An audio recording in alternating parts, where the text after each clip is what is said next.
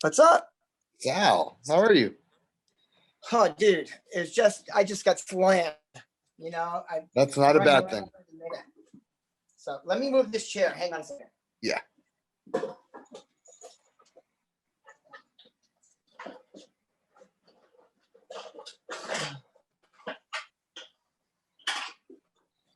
My zone here.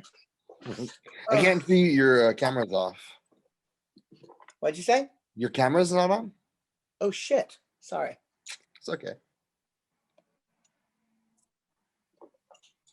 There it is. What's up? I had some good feedback about our conversation from my team. Really? They liked it, yeah. That's cool to hear.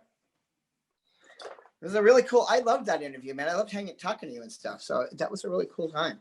It was. Sure. I really enjoyed it. You're very easy to talk to, and so are you. And just your knowledge is unbelievable. I fucking you know, I love just learning. You know, and this is weird because like my job is to learn. You know, learn about somebody. And that's really cool. It is the best job anyone can have. So I'm very appreciative. Right on. So what did you want to discuss, Dad? What was on your mind before we go live? Are we live? No, there's no live. I record everything. Oh, okay. And then I edit it after. We were just, we were still getting, you had mentioned about, let me see if I have my notes here. We started talking a whole nother subject, and I was like, fuck, man, we can get into that whole subject in itself.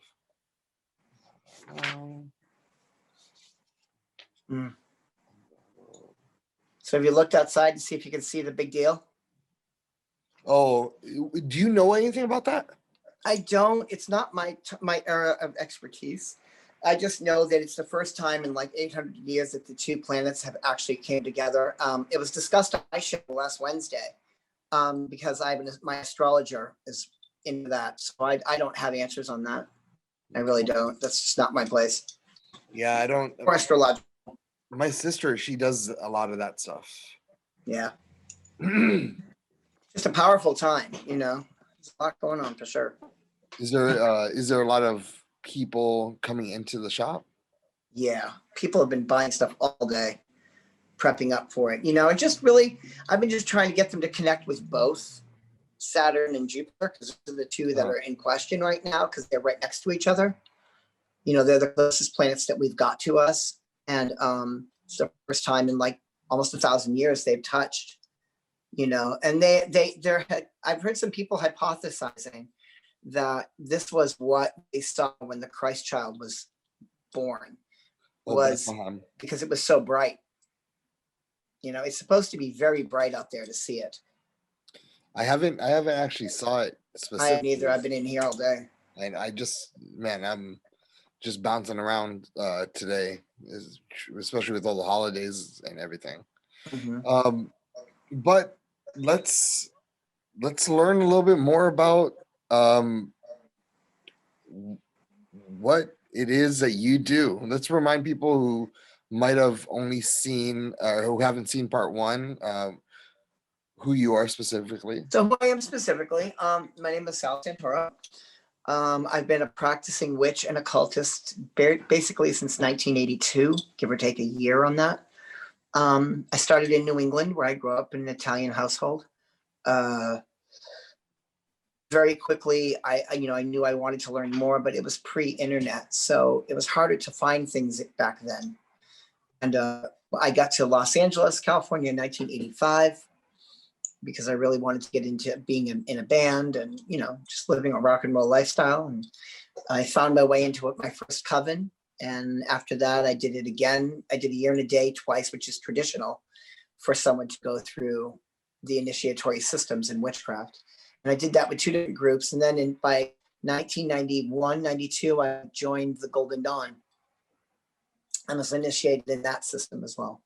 And then my magical prowess kind of grew and I started learning different structures, different systems.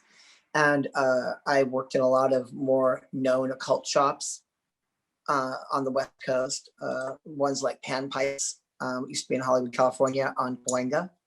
That was the oldest occult shop on the West Coast. And I worked at Eye of the Cat, where I was baptized in my first tradition in Long Beach in '89. And then I was at Raven's Flight, early 2000s. And now I own my own shop, and I just kept moving forward in it all, practicing different systems. And now I'm learning a new system. I'm a student of Jason Miller. Jason Miller is, in my opinion, one of the best modern magicians and witches out there and occultists out there. His classes are absolutely hands-on. You learn amazing rituals. You're right in from the start, and you get to work with Hecate, which we didn't bring up too much last time. Hecate is my patroness, or the goddess that I work with, or that I'm dedicated to. Okay, so how does that work? Well, most people find their way into the craft, and they work with different deities. And when I came in, I really wasn't moved by that. I was at that youthful age where I walked away from Christianity because I didn't want to deal with a god, or a god or anything bigger than me. And, by the mid 90s, I had studied satanic work, and which is very nihilistic in its theories. And it's all about you being your own god, your own power. And when I was in the Golden Dawn, you would work with Godhead, which was the limitless light of Keter in the Tree of Life. And you would bring down that energy of the Holy Guardian Angel, or the higher aspect. And it was just nameless. It wasn't gendered. But I never had a deity. If I wanted to work with a deity to get certain jobs done, I would do a ritual that they do in the Golden Dawn called the God form, where you take on the shell of a deity and you step into it and you enact the ritual that you're trying to do. And then you step out of it and release it with respect. But it was never about a dedication. And I wasn't into that. I just never was into deities until I met my wife and we went to Greece, because my wife is from Greece, and they're from the island of Crete. And when I was there, I became really obsessed, and I started looking at the old gods, and none of them really worked for me. And Hecate came into my life right there. And Hecate is a very old deity. There's temples to her that are from 400 BC. She's a very old deity. She was in our land. She was in Italy. She was in Sicily, very strong in Sicily. She was very strong in Greece. She was very strong in some of the Middle East, Turkey, Syria, and moved through. She's just a mother goddess that was very powerful and very strong. So that's who I went to. She came to me. She didn't officially come to me till I came home from our trip, and we were jet lagged. And we had done some ritual. My wife and I had done some ritual work together, and we were working with, we called down basically Helios, which is the god of the sun. And as we started working, Hecate started coming through, and I knew her name, being an occultist. I just never put focus into it. And we started, and that was the night it started. Then that evening, this is a good point to tell you, I don't do drugs or alcohol. I'm very sober my whole life. She came to me, and she had a vision. I had a vision. She was at the side of my bed at 3:00 in the morning, and it was like a 7-foot black mass that was in front of me and just like leaning down and looking over me. And I knew it was her. There was a connection point there. And from that day forward, I started reading up and studying her, studying more about her historical perspectives and who she was. And from that point, I became dedicated. I started reading more books. We opened our store around the same time. Actually, we opened our store a year later. It was 2017. And I became dedicated at that point, and dedicated myself to her in ritual. And I've been working with her strongly ever since. And about 10 months ago, I found Jason Miller's work. He has a website called the Sorcery. I'm sorry. It's called strategicsorcery.net. And he has different topics that he teaches. And one of them was the sorcery of Hecate, which is not a historical system. It's a modernized system that takes in variations from various different metaphysical and occult studies, a lot of it being Eastern or Indian. We're dealing with mantras and mudras and things of that nature. And he mixed that into a cohesive unit to work with Hecate in the modern world. And it just blew my mind. And, you know, it fit right into my dedication, you know, because every night I had my own rituals to her. Very, not, you know, not unlike my father, who would get on his knees every night, do the sign of the cross and pray. Only I did it to Hecate, essentially. And once I started working with Jason, there was a specific mandala that you go into and realm that you go into, and certain tantric, almost not even tantric. I don't want to say tantric, because when you say tantra, people think of sex, you know, which it obviously always isn't, but very, it's a very Eastern format. I mean, there's a lot of chanting with certain words that are created that connect to her in her realm. And when you connect to her in her realm, there's also guardians that guard the quarters. And there are also other entities that aren't quite deity, but when you think of the three fates in Greek mythology, they're the women that basically, the fates were, they were weavers of the thread of life in Greek mythology. One weaved it, one lengthened it, and then one cut it. So the weaver was Clotho, and she created on her loom the line, and then she would pass it to Lachesis, and Lachesis would stretch it out, would be the length of your life, and sometimes at some point for you, she would allow you to take hold of the line and move with your life. But then at one point, it would go to Atropos, which would that thread, and your life would end. Mm-hmm. So those three are the three sisters are the Moirae, they're also called, and they're guardians that we work with in the Jason Miller system. We also work with other ones as well. We work with the Gorgon, which is where's my camera? Right here. There. That's the Gorgon, which you can see it's Medusa. Yeah. Okay. She's one of three sisters. And who are her two sisters? Uriel and Steno.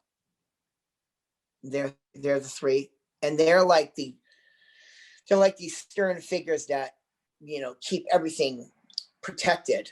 What do you receive from them? Huh? What do you receive? Would that be the equivalent of me like praying to Mary if you're Catholic? No, that would be more Hecate. Mary would be more the central deity, or Hecate. But there's no male specific energy in system I work with, because she is all. But they're like the saints. Okay, like saints. Okay. Guess you could correlate to them to saints or santos. But there's a group of them. So you've got the Furies, the Fates, the Gorgon, and the Graces. And the Graces are Thalia, Euphrosyne, and Aglaia. And in Greek, and if my wife was listening to me, she'd be mad that I was torturing her language, because I am a Bostonian Italian kid. But it's they're called the Charitas. The Charitas is graces, and they go through all different pantheons. You know, when you are studying the Nordic pantheon, they've got the Norns, and the Norns are basically the Fates. So, anyways, when you work with them in the mandala, you can call them in, and they'll do specific workings for you. You know, they can be aggressive, they can be dark, they can be heavy, but they're there under her guidance. They work for her, and they work for you. So this is some of the system that I work with him. So when you pray, so when I'm praying, I receive a certain energy spiritually that and I have faith in that it will get me through the day and keep me safe. When you are, I forgot the term you used when you're speaking to, when I'm working in the mandala, when you're working with these, some might be gods, some or only ancient. one. There's a god, my goddess is the only one I work with. She's the only one I answer to. Okay, so with that one, with saints, with your god, Hecate. Is that an energy that she's giving you, or is there something extraordinary or supernatural happening in that relationship? I don't really understand that question. Is it supernatural, or is it? Or is it an energy that you receive through your mantras and your communication with the person that your God? Okay, but it seems like that's both the same. What you're asking. Well, one of them, like there's nothing extra. Like when I prayed to Jesus, let's say, when I was younger, of course, it was an altar boy. Never really happened, right? It was I just felt safe doing that. Sure. But then as I got older, I felt that there was, by me doing that, I received some sort of energy from him. From the deity. From the prayer. Not from the prayer, but not from the deity itself, but you're talking about from the prayer of doing it repetitiously. Yes. Is that what's happening with you, or is there direct communication? I have direct communication to my goddess. What does that mean? That means every night when I do my work to her, even before Jason came into my classes with him, came into my life, I commune with her every night and every morning. She's the last thing that I see before I go to sleep. I have a shrine to her in my bedroom that there's a tea light that's lit every night. I've been doing that for 5 years straight. Every morning I bless myself when I put my jewelry on. Now because of Jason's course, every night when I go home, I have a specific prayer that I guess you'd call it a prayer, to bring her in, bring them in. Okay, Ikasa, stay by the way. And then afar be all ye profane beings that intend obstruction and harm, profane distractions of mind that cloud my clarity, profane concepts that perpetuate illusion. I call upon Hecate to incinerate you with fire, to reduce you to dust, to spread you to the four winds until not even your names remain. By earth, the body of the goddess, by air, her living breath, by water, the pulsing blood of the goddess, by fire, the burning soul, by the secret names Akiofis, Erishkegal, Nebatus, or Alith. Enogisan hai pilai tu oranu, enogisan hai pilai tu kisono, enogisan hai pilai tu horizontos. Let me become the nexus of all, the conflux of the winds and the rivers. Boreas and Acheron, remember. Urias and Cocytus, remember. Notos and Phlegeton, remember. Zephyrus and Styx, remember. Numia tu oranu, min nescu. Numia tu kathono, min nescu. By the potency, power, and presence of Almighty Hecate, I call forth the guardians and I bind them to this temple. Orkiza, and then I go through and I call in the guardians, Eabek, Piram, Miti, Dimgali. And then after I do that, set them into course, then I go into another 4 or 5 minute rant for prayer just to the call of Hecate. Then after I do that, I go into the mandala and say a phrase of words, or one single word, 350 times a night. So I do all that within 12 minutes every night. That's pretty. I mean, I used to run through a rosary fairly fast. Same with me. It's the same thing. That's just like when you use the beads, Yes. It's like you start getting into, like, I'll use another term. Like you think of Naishun Daishonin or Naishun Shoshu, depending on the aspect of that system that you're working in, which is the Lotus Sutra. And you get to the Butsutam, the Gohans, and you open it up and you'll be like, Nam Myoho Renge Kyo, Nam Myoho Renge Kyo, Nam Myoho Renge Kyo, Nam Myoho Renge Kyo, and you say that 500 times, like in a minute and a half. but it's just because when you're doing that, when you're creating a mandala in your head, and that's connecting you to the aether because it's the resonant tonalities. Mandala, what is that? The mandala is the place that you go by using words in a monotonous way to create battery between you and the deity or the higher power that you're going to. Now, in Buddhism, they go to the Lotus Sutra, which is supposedly divine light, divine energy. And when you say those words, you are becoming at one with the divine. There's something, all right, so that's what I'm looking for, right? That's the answer, or you know, the question I'm trying to get out. I have seen like diagrams stating when you are doing that, when you're saying repetitious, a mantra or a prayer, you know, whether, no matter where you're from, is it India, Sure. if you know, Christian, Battery. It's called battery. And is that this thing? This thing? It's sort of like circular, and it's creating some sort of waves with your body. Yeah. Well, that's what. So when the Resonant. best way to get to the divine, when you're not using, like, some people use drugs to open the doors of perception. I'm drug, like I said, I'm drug and alcohol free. I don't do that. But like when you you know, what you're doing is when you see people that are gurus or people that are priests and things like this is when they're having their out-of-body experiences, because they exhaust themselves in some way to open up the subconscious mind, because that's what we're trying to do. Because when you open up the subconscious mind, you're connecting with it to the astral plane to cause manifestation to occur in some way. Battery is tone.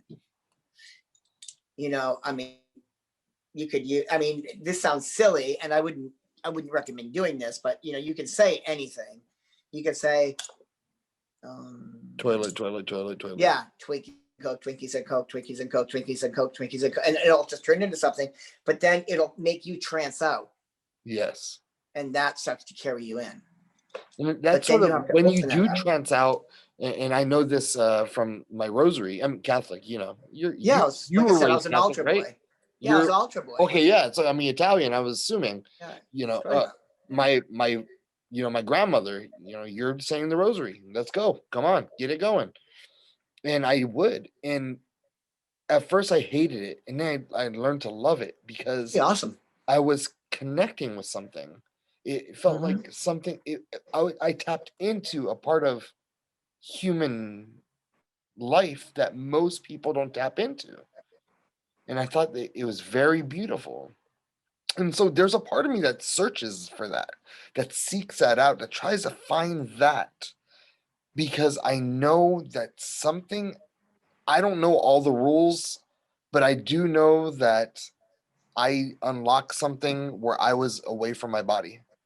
And it might have only been 20 minutes, but it felt like I felt like I was away for so long that I was so scared that I needed to come back during a rosary. That makes sense. My you know, my father does his rosary still every night, you know. And you know, the thing is, when you start to see that it's, you know, what we are brought up with Christianity and Catholicism and being an altar boy and doing all that stuff and doing the sign of the cross every night, you thought this is something that they invented, that God invented so we could communicate with God and do all this stuff. But I'll tell you that all these same things were done with so many other gods and so many other practices. In ceremonial magic, we do a specific ritual, and some people say words differently because of accents and pronunciations. But we do the same ritual. We do a very similar ritual to what we did in Catholicism, which is the sign of the cross. What is that? The sign of the cross? No. What did you do that's similar to? It's called the Capitalistic Cross. I can show it to you. Yes, please. I mean, if you don't mind.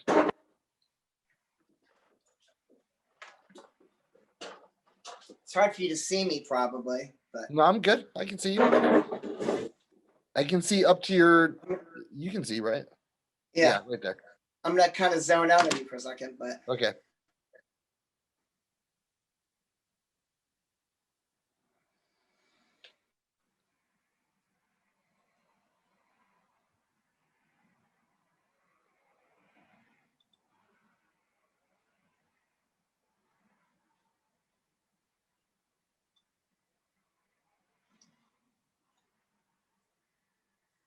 Ata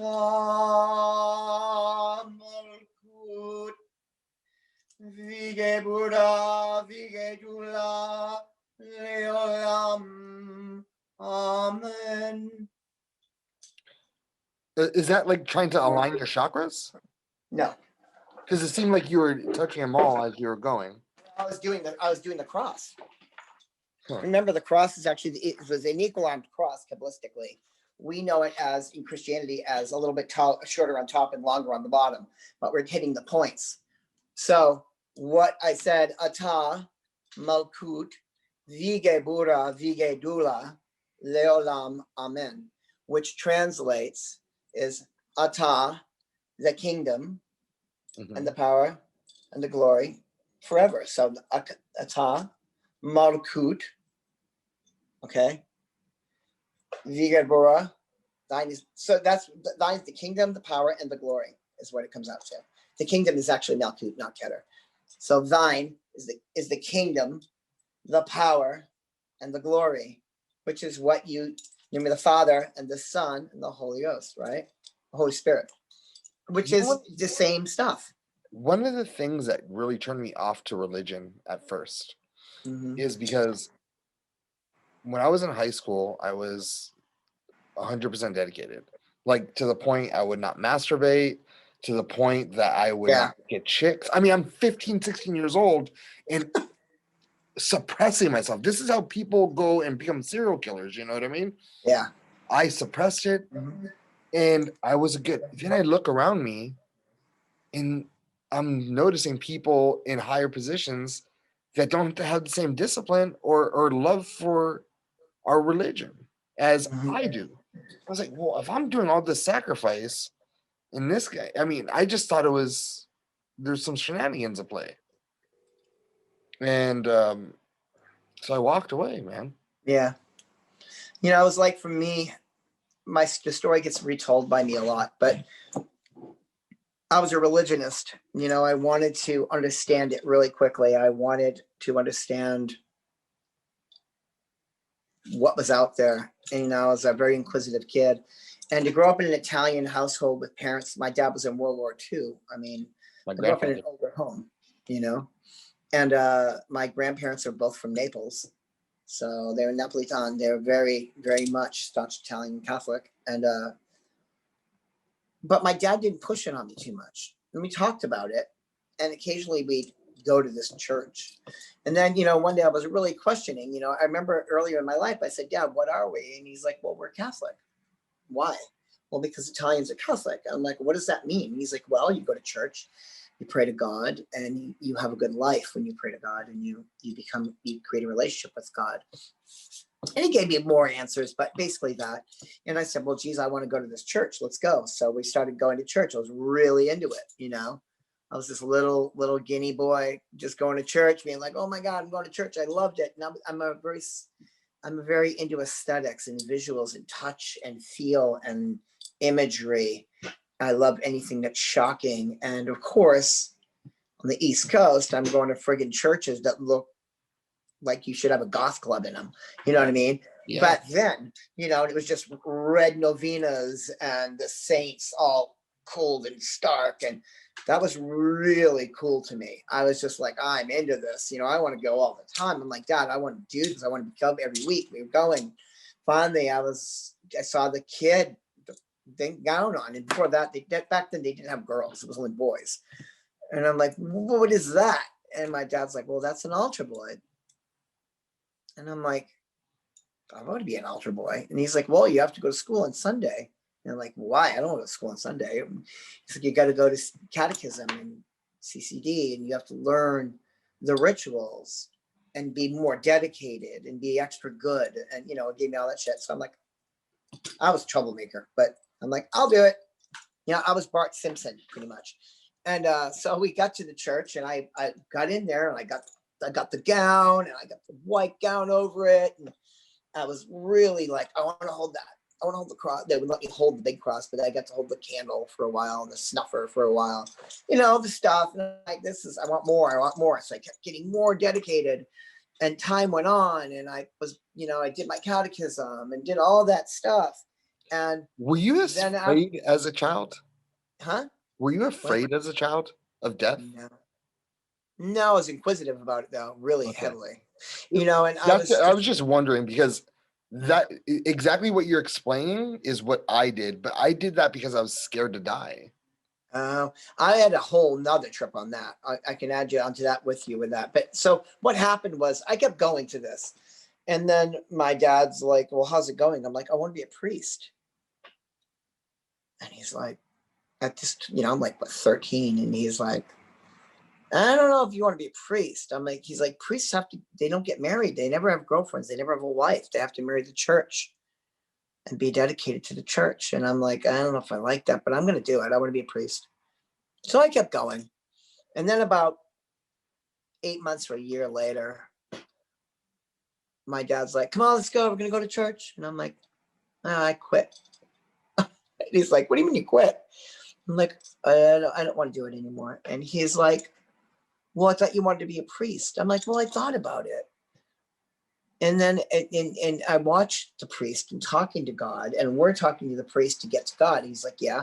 I'm like, I don't want to do that. I just want to be God. And then, so telling my Italian father that I want to be God didn't go sure, that went over well. No, not at all. He was like, what the fuck? You know, and he flipped out, and here I am. You know, and I kept that with me up till Hecate, that there was nothing other than me. I would be in my own realm. In my early 30s, I was even going through this temporary, I don't want to call it psychosis, but I started looking around me, and I started thinking, what if literally everybody I came in touch with, every woman I was with, every friend I had was all made up in my subconscious mind, and I was omnipresent, and no one else existed but me. And I was God. Huh? I've thought about that before. Yeah, and I'm like, what if I am God? You know, what if I am deity? And I am, you know, and that just furthered me down when I started studying LaVey's work of Satanism. And when you start realizing what Satanism was, it was all about, don't put anything before yourself. Put yourself first and your family first. God, you know, you are God. You are the energy of God. You are the living, breathing deity. That's how they saw it. Oh, they just put a little dark spin on it to make it look scary, but that's really all it was, you know. And I stayed by that, you know, until I met Hecate. And I always tell people she basically donkey punched me. You know, she hit me in the back of the head. Now I'm 150% dedicated to Hecate.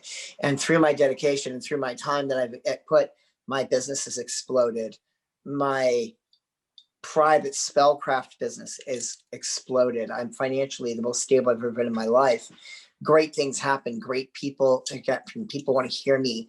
They want me to explain things to them. My views on things. Being on George Norrie, Coast to Coast, was mind blowing. Being here with you, getting to meet you. She's brought all this to me, you know, and I love that. And I just want to go and share knowledge of what people are getting into. I don't want to bend their ways to what they don't want to do. I want to give them other available places to go, and to realize that they can take control of their situation and be that, you know. I found it through Hecate. That doesn't mean I need my wife to be that way. That doesn't mean you know, even in my coven that I'm in, we're Hecatean, meaning we worship Hecate, but they don't do the Jason Miller thing that I do. It's a separate situation. Everybody's got their own way of doing stuff. And it's not my place to tell people how to do that. It's just to give them the tools and give them guidance when they ask for it. You know, that's part of being who I am.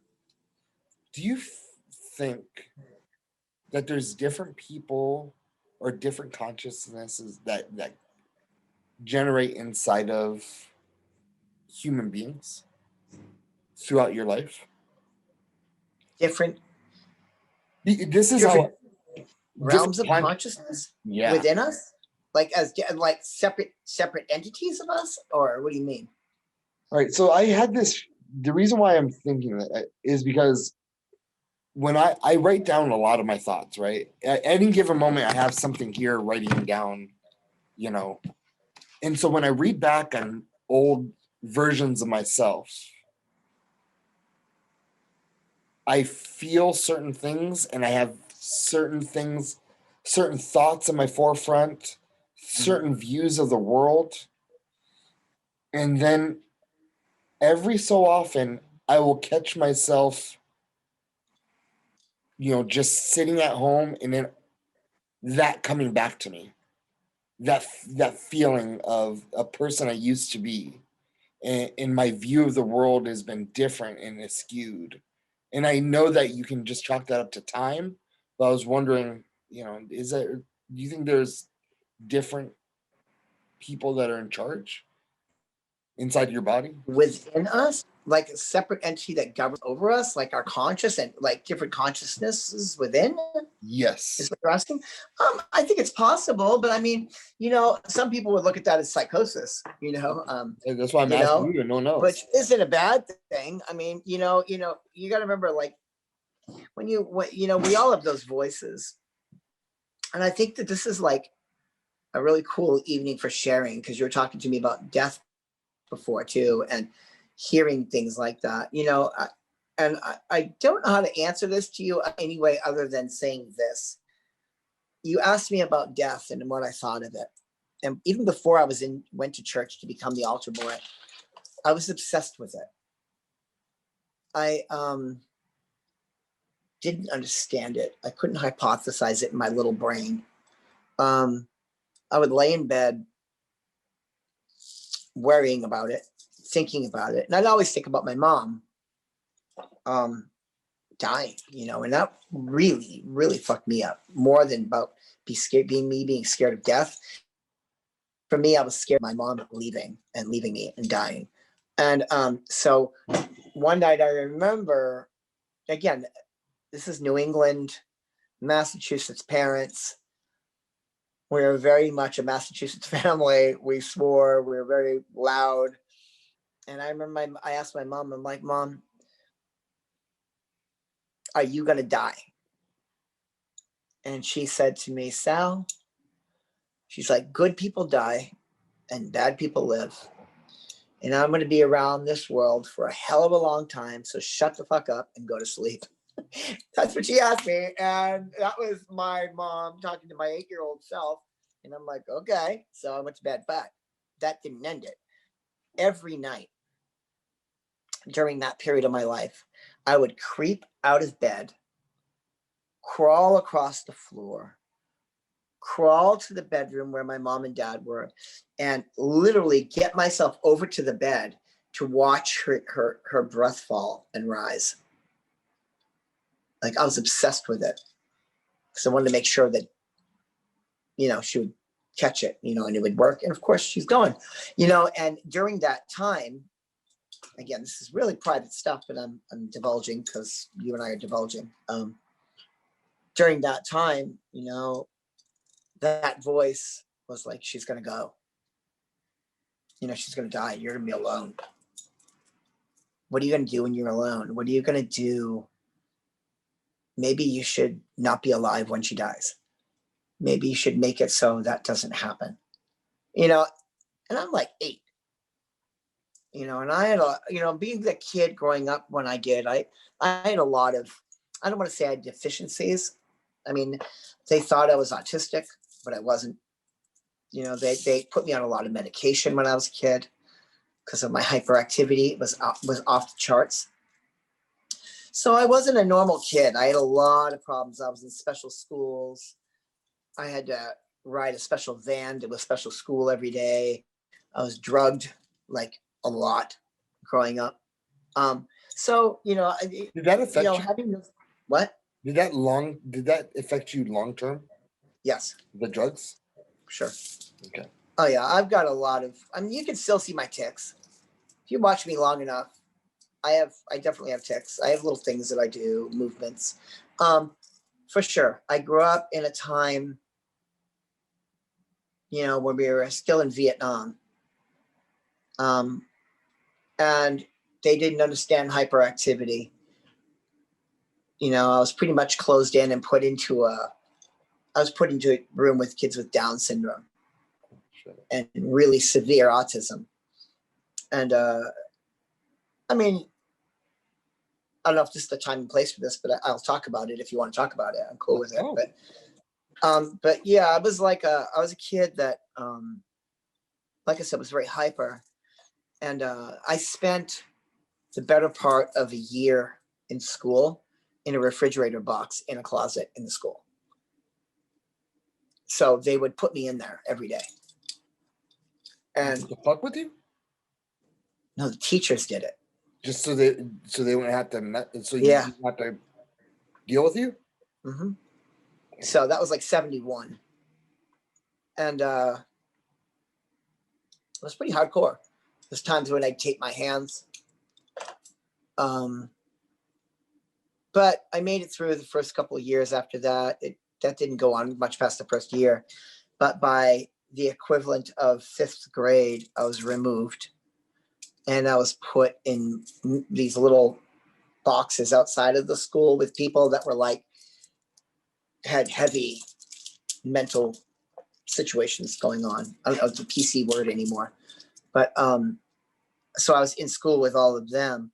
By the equivalent of 7th grade, they took me, when I was beginning junior high, took me out of the school altogether, and they put me in the Easter Seals Society, which was a place where kids that had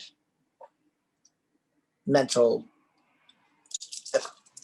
you know, what is the PC word for it? People, you know, kids that had problems, severe problems, kids that couldn't walk, kids that would defecate and throw it at you, helmets on their heads all day because they'd smash their heads into walls. This is where I went to the school that dealt with that. Excuse me. And they take me and put me out of this van, and they take me out 45 minutes past my home to this other town, which was kind of traumatizing in itself because you're so far away. You know, I was like kid, 14, 15. And, you know, and then I get home from school, and, you know what kids were like back, you know, when you're a little kid, the short bus, kids that were on the short bus, you know, were made fun of. And the kids that, you know, I was one of those kids, but I wasn't really one of those kids. So I learned how to fight really fast. You know, I was getting my ass beat like every day. And on top of that, I was very feminine, very androgynous and little. So I fought like in motherfucker. Like I brawl because I learned to brawl. You know, I learned to fight. You know, you fucking fag, you little la la la. You know, that shit went on every day of my life. So I went to this school, and then during part of that day while I was in the school, you know, I would get there at 9 a.m. and I would drink special orange juice, and then that would put me in a state. And I'd lay my head down, and it would be like 1:30, 2 o'clock in the afternoon. Then they'd wake me up, and I'd be most oftentimes my desk was always in this little alcove with a clock over it. You could hear the buzzing and the clicking of the hands. Yeah. And I would just lay and spit because I was just drooling on myself from being drugged. And they'd get me up. They'd eat the lunch that they'd serve us. And then they sent me to this factory that taught me some type of way of, this is what a job is kind of thing. But I would literally stand at a conveyor belt and take plastic forks and plastic spoons and break them in half because they mold them together and separate them in boxes. And then I have to punch a clock every day. And then after that, I would go home and start the process all over the next day. And I did that for all the way up into what would be the equivalent of high school. And then I was talking to my mom about it.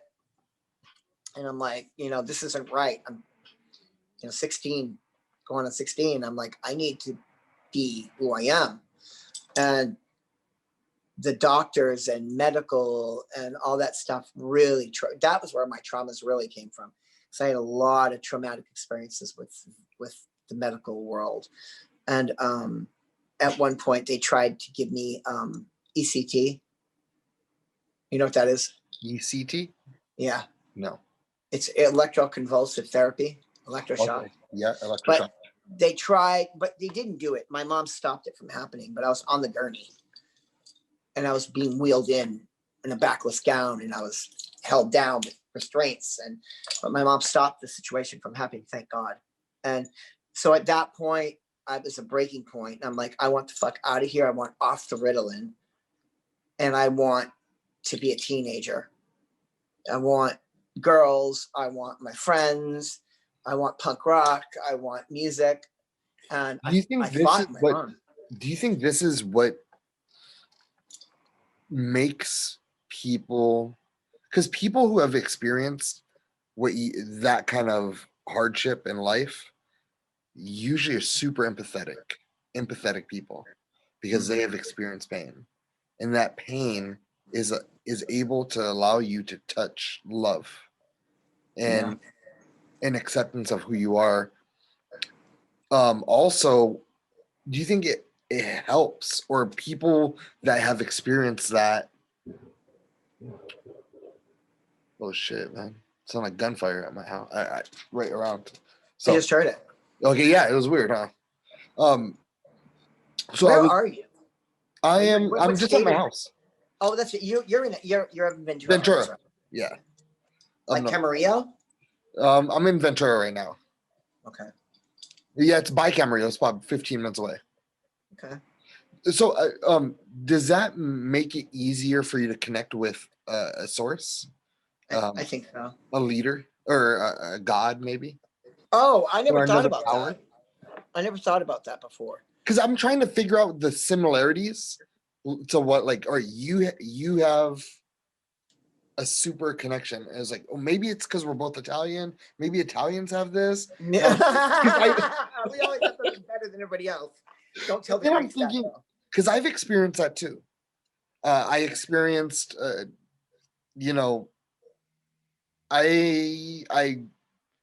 went to school in a predominantly Hispanic or urban area. So I'm sort of, people look at me and they're like, he's he's not Mexican and he's not white.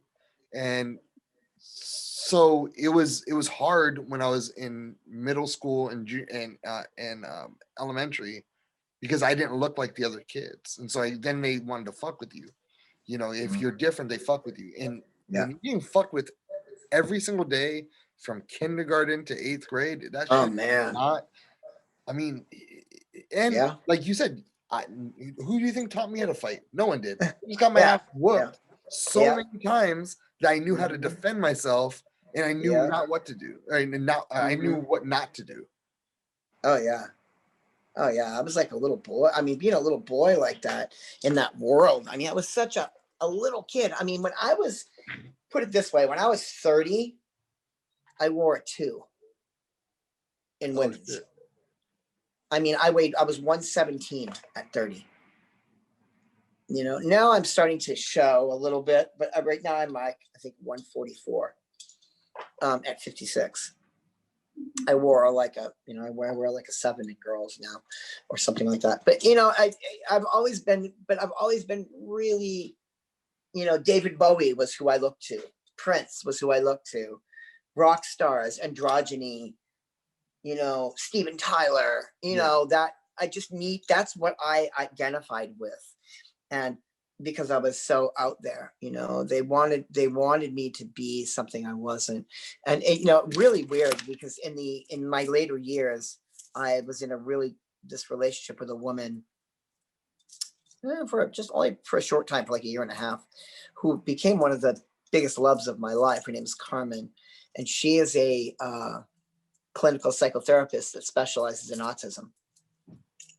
And I was sure I was on spectrum, and we would sit and she would go through the DSM, which is their manual, their Bible, basically.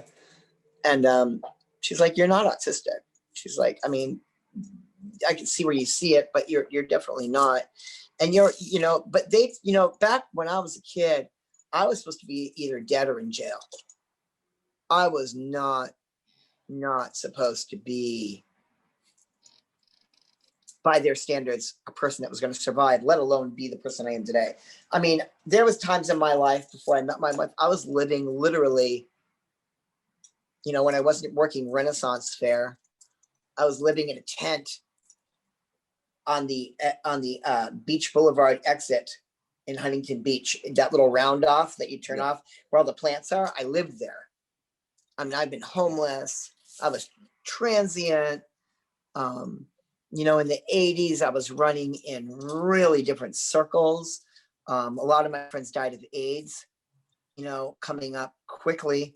I started to make a change for my life. I was always involved in witchcraft. I told you my places where I was there, but I always have these different places in my world that I started to create for myself because society didn't want me to be someone that would move forward. I mean, I'm subversive. I always have been subversive. It depends on whether, sometimes I'm half in drag to this day, but I don't see it as drag. I just see it as how I feel like dressing today. I don't try to look like a woman because I'm not. I love women. I'm very into them, but I just am very androgynous. But, I always created these, not characters, but alter egos because, growing up, again, Ziggy Stardust, David Bowie, Kiss, they're alter egos of these people, right? Rock stars. So I used to create these alter egos in my early adulthood, and which became a huge part of the person I am today. Prior to, not including separate from, I should say, the witchcraft world, I'm very, very, very known. This is kind of weird to say, but I'm very known in the adult world. It sounds kind of strange, but I became a forerunner in the Los Angeles BDSM community. And I was very actively involved and a mentor and a teacher to many people all through the 90s and the right up through the mid 2000s. I've got 500 films in the adult world under my name. BDSM? I'm very known. And I know it sounds really, I'm not being egotistical, it's just the truth. No, I worked at kink.com for a year if you look up Sirnik, SIRNIK video, you'll see. It's crazy.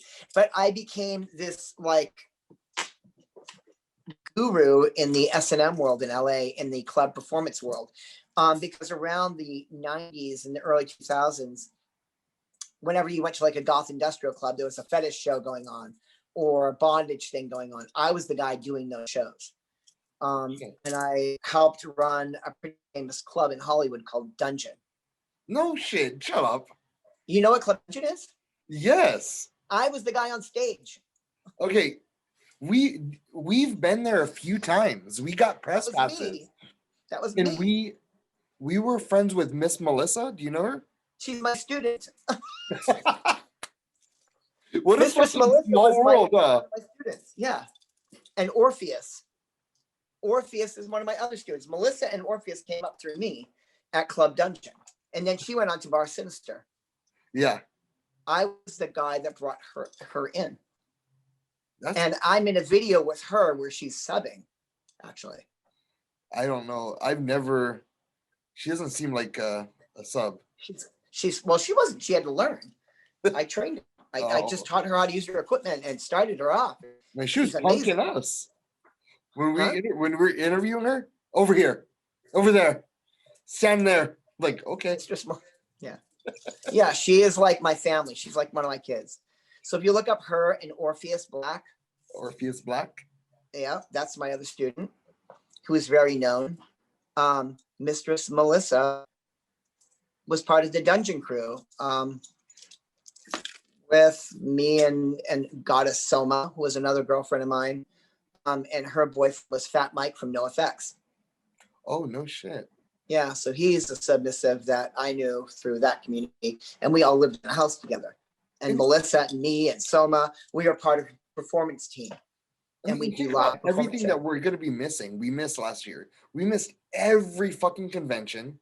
Yeah. You know what I mean? How many Have you ever gone to conventions are there? There's shit tons every year. Have you ever gone to DomCon? To what? DomCon? Yeah.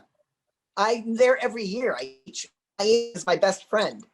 We love covering it, man. We have oh my god, I was there. How did you not meet me yet? Yeah, Sir Nick is a whole entity there. I teach 5 classes. I'm the host of the fetish ball on Friday night. I mean, at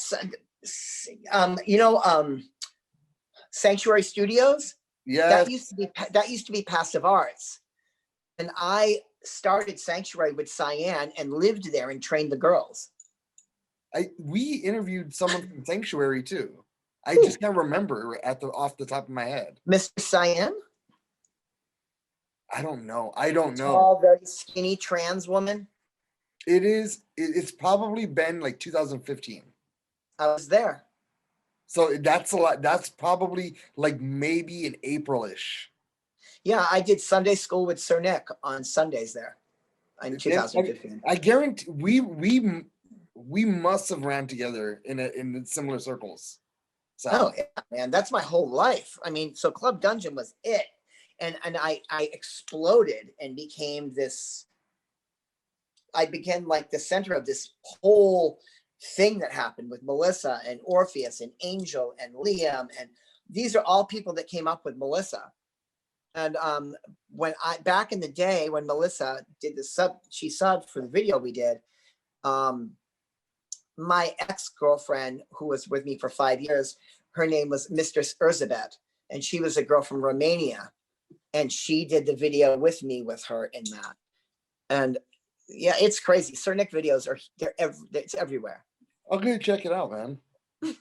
So I've always created these worlds, and then things come out of them, like here now. So now when people come in the store, some of them are old goth kids and stuff years later, and they'll be like, aren't you the guy that used to whip people? And I'm like, yeah. And they're like, I know you. I used to watch you do shows, and it's just known. That's just what I'm known for is BDSM. Dude, when we have you on our show, you should come and bring your whips. Oh my God, I'm huge. That's what I'm most known for is bull whips. Like I'm a bull whip specialist. Like I throw 2 8-foots at the same time and work. Yeah, that's how Melissa learned that stuff. All that Florentining, that was all from stuff I did. And she's great. I used to always break her wrists because she was really good. I love Melissa and I love Mr. Miles, her husband, and I love her kids. I was there when she had her first daughter. I was there when she got married on a hook suspension at Bar Sinister. She's a very sweet person. She's very, very sweet. But she's she's from in Santeria. That's her. She made us feel so special. That's the thing I always remember. Like it's easy to become a footnote when you're over at one of those conventions. You know what I mean? Because everything's happening so fast. Boom, boom. And then it's over. And then you're like, what the fuck? We didn't even get no footage, or you know what I mean? But she took care of us. Wow. Who else special? Was it always no cover? No, it was Red Light District Show. I know that. Why do I know that? Oh, because I guarantee you, we've interviewed a bunch of people in the industry, a bunch of people that do BDSM. Baroness, do you know Baroness? Yes. Okay, that's how you. With the English accent, Baroness? Yes. Yeah. English. She lives in I would think Arizona now. Mm-hmm. Who else? Name off some other ones. Weston Wong, Fusion. That's his name. Fusion. I don't know. Ansel. Yeah, Axel. Ansel. Ansel. He's a big, like black white guy. And he's in LA. Well, he goes in that scene. Really? But this is after 2015. This is everybody. We probably started covering it So we started, all right, in 2014, we hired a guy on our staff by the name of Weston Wong, or Fusion. He was dating Baroness. They were together. I know who he is. Now that you say he was submissive to her. Oh my God, she used to punk the shit out of Yeah, him. I know him. Yeah, I do know who it is. And then her submissive just died. Did you know that? Yeah, Cupcake. Cupcake. I knew. Yeah, that was really hard. There's 2 cupcakes, actually 3 different ones, and then there's Valentino. He's in Knights of the Lair with me. Is another guy. On our YouTube, there's a interview of interview of Miss Melissa, and she's in her World War II garb, if you understand what I'm talking about. Yeah, I know what you're saying. And then we have Baroness flogging one of our cast members. Wow, that's crazy. It's like I brought her in on something else I did. I did a movie for France. It was called Sex, Pain, and Rock and Roll. And it was a French movie. They interviewed me at Sanctuary and I did it there. Then there's all these different talk shows and TV shows in LA. Some girl, like I'm on Netflix. There's a Netflix series with me on it a couple times. I guarantee you I interviewed you before. Yeah.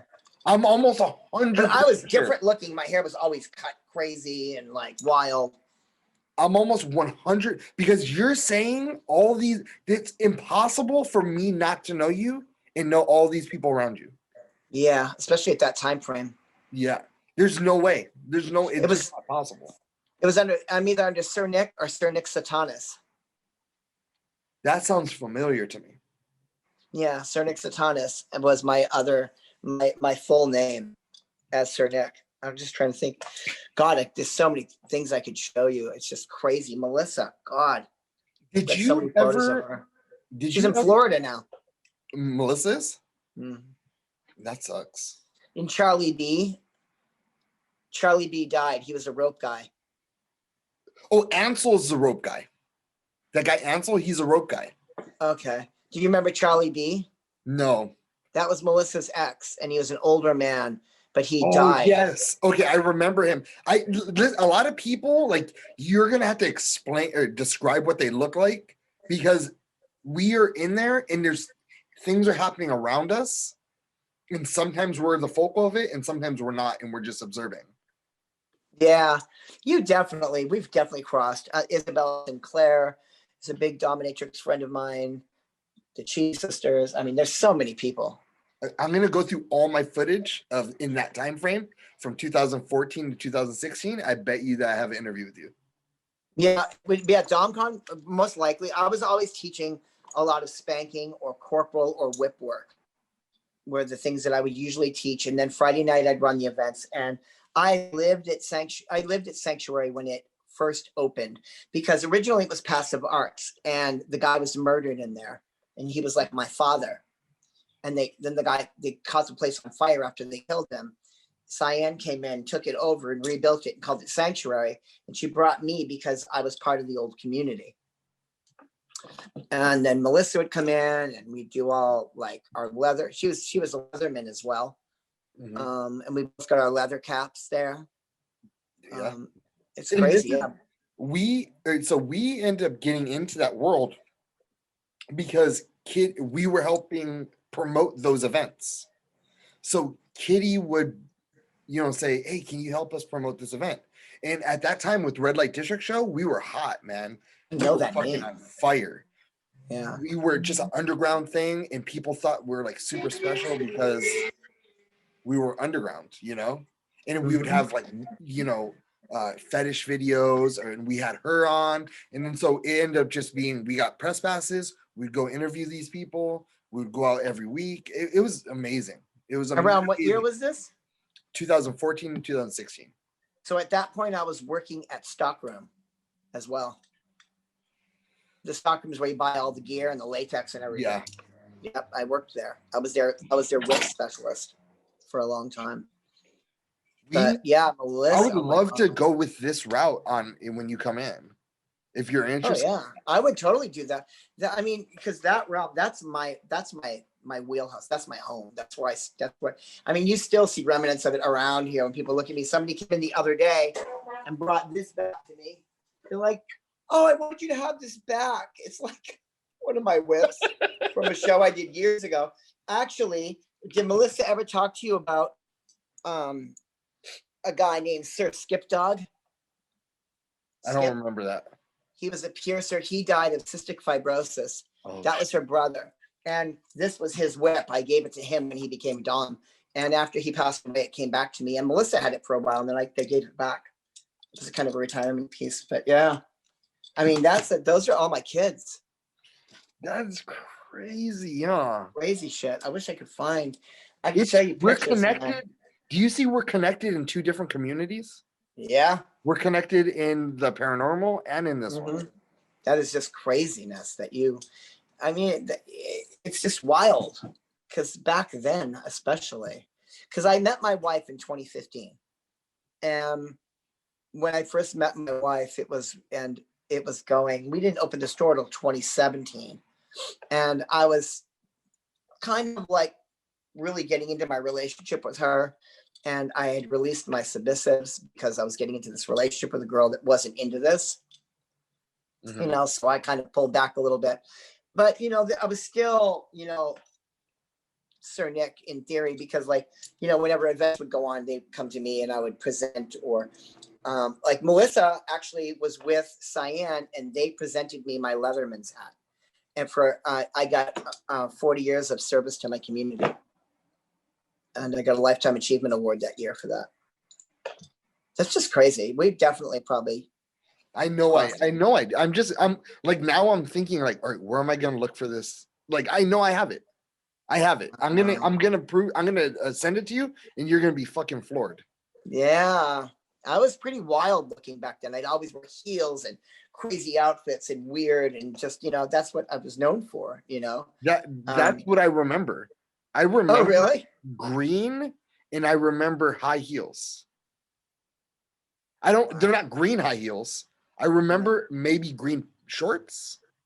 Who, me? Yeah. On it? God, I remember high heels. I always wore heeled boots with heels, but I was never in drag. I never tried to be a woman. I was just very androgynous, No, I didn't think that. I thought you were, yeah. Yeah, it's still, even though they're feminine, it was very masculine trait still. Sure, it's still in there for sure. I'm trying to see if I can send you just a little sneaker shot. 1 second, while we're looking. I love talking to you about this, man. This is really cool. This has just opened up a whole nother avenue for us. Did you bring up aliens last time? No. Okay. No, I've never had any real connection to them. I always wished I did, but I've not. I've never had an experience with one. You know what I mean? Yeah. Psychic? No, I'm definitely not that. Why do I have more things like that? I went through when I was listening back to our interview. I have these notes, but I don't have my paper because I didn't have my book. So I had my paper. Fuck. And I have shitty notes on this book. I'm sorry. Hang on a second. Yeah. Look over here. I just had to grab my phone to see if I could pull up anything to show you while we're sitting here, Melissa. But yeah, I mean, there's so many things that it's crazy that we have this connection like this. Do you want to come on the show? On the podcast in person? Yeah, when? Let me look it up. What are you doing February 19th at 7:30 or 8 o'clock? We can do 8:30 p.m. Well, I'd have to close the store and then get to you. And you're in Ventura. Yeah, no, we're in Oxnard. So same shit though. Yeah, that's far. I'm trying to think of how long it would take to get there. I mean, my day off for Tuesday. but Wednesday to drive to Oxnard. What if who all is in this podcast? How many people do you have in your crew? 1, 2, 3. Is there people with you right now? 7 people. Do you have 7 people with you right now? No, just me. You know, and I'm not trying to throw this back on you. Yeah, no. But no you problem. could totally come here and shoot at the store. Do you want to do something like that? We've If got we a send a whole team? upstairs that's sectioned off for that. We would just need 4 people to come. Yeah, Me, I've 3 got. others. Oh, well, you're thinking because of COVID. I keep forgetting about that. No, I mean, we can just work small. That's what we do. We work small. Like literally, Yeah. this whole operation runs on 7 people. Yeah, I mean, I have no problem with us shooting stuff upstairs because there's a whole upstairs and downstairs and a back room. This place is 4,000 square feet. And then let's try to. Yeah, I'm down. Yeah, I'd be open to doing some stuff with you for sure. Yeah, just we got to figure out like how when logistically. I think it would be rad. It's crazy how we have so much stuff that's it's crazy that we have so much that we can do. We have connections on. Could you do Saturday evening? Yeah, I mean theoretically I could do any times. Okay. What let me hold on. Let me double check this. Ooh, can't do that. This Super Bowl. Oh, it's Valentine's Day. Okay, so here I am. We are here. No, yes, no, yes, no, yes. That no. is a Sir Nick picture. That looks so fucking familiar. I was so way short hair. What about February 20th? Fucking A. Real crazy stuff. February. I mean, you're making it pretty far out. I totally could do it. We just have to set it up time. We have a music awards on the February 6th. And so there's going to be a lot of planning prior to that. Okay. So it's going to eat up a lot of time. But after that, I'm free. So that's why that would be February 20th would be the first real date that we can make something happen. I think that would be kind of cool. That would give us time to plan it out. Yeah. I'm just trying to find shots for you to show you. Like I was looking for pictures of Melissa, but like that was an action shot of me on stage. Dude, you look so familiar in that picture. Oh man. Yeah, it's like really crazy, weird shit like that. And like this is a 9-foot bullwhip going across the entire length of the room. Watch. So you can barely see it probably because of the reflection, but there's a whip in there. I see it. Yeah. And it comes all the way down to her ass. And you get it? Oh yeah, I can get down to a dime on a person's body. Yeah, it's crazy stuff, man. But you'll see when you start searching my name, shit's just gonna just overwhelm you. Especially with Melissa. My God, that's just crazy. All right, so here's what we'll do. Can I get your email so me and you can work, or even just take my phone number? Yeah, text it. Yeah, take my number and text me. I'll edit this out. 32. I don't care. 323. 323. 229. 229. 4281. Okay. And I'll give you I'll ring you, and we'll just start shooting ideas back and forth, so we can have we can put something awesome together for it. Yeah, I think it would be kind of neat. We can see you want to come at it from the Sir Nick perspective, not from the magic. So I mean, we can do both while we're out there. It's different because when you're out, if you come here, it's a one-shot thing. You know what I mean? It's like, hey, this is it. It's a show. It's a program. And it's hard to come in and out as other people. But with this, I mean, we can just record it and do 2 separate segments recorded. Sure. And you want to do that here upstairs? Yeah, sure. I mean, it's pretty big. Let's go. It's really big up there. You know, because I usually have my band up there. We usually jam, so there's enough room for that. Dude, bring your whole band place. too. We'll record the We just tear it up and do stupid shit. It's not really officially a band, but we just get together and jam and play. Like last time we played, I just did a bunch of Van Halen shit. Yeah. Sang a shitload of Van Halen. Rest in peace. David Lee Roth. You know, my guitarist is a really talented kid, young, but I mean, he's not young now. He's like 30, but he's a great guitarist. He's got the Eddie Van Halen down. So I just love rock and roll and music, you know. So we just get together and play music and have a good time. And I did a couple shows. Are you familiar with Hedwig and the Angry Inch? Yep. I was Hedwig. Oh, you were? Yeah, at 2015 at DomCon. Or that was 2011. I interviewed Mike recently about it. No way. I swear to God, check it out. You interviewed Michael C. Hall? Huh? Michael C. Hall? Oh, really? Yeah. Wow. When he played Hedwig, right? Yeah. Yeah. Yeah. Let me show you something. Hang on a second. FET. That's so crazy. And he has a new project out right now. It's called Princess Goes to Butterfly Museum. Really? Yeah.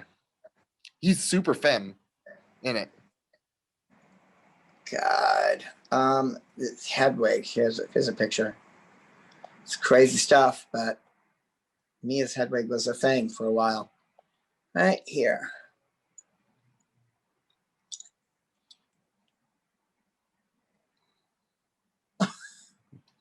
That was me as Hedwig. And I did that at DomCon. I played DomCon. That's so crazy, man. But I'm sure there's so many things that we can do. We can cover so much. I'm all over the place. I do different things, but the BDSM world is my home. I didn't know how you know. It's react, weird, but now I know. I feel that we need a little bit more of that in our life. You know what I mean? Yeah. Well, look what's going on in the world. It's just so scary right now. And that's one of the reasons why. You know, I feel that we should put that out.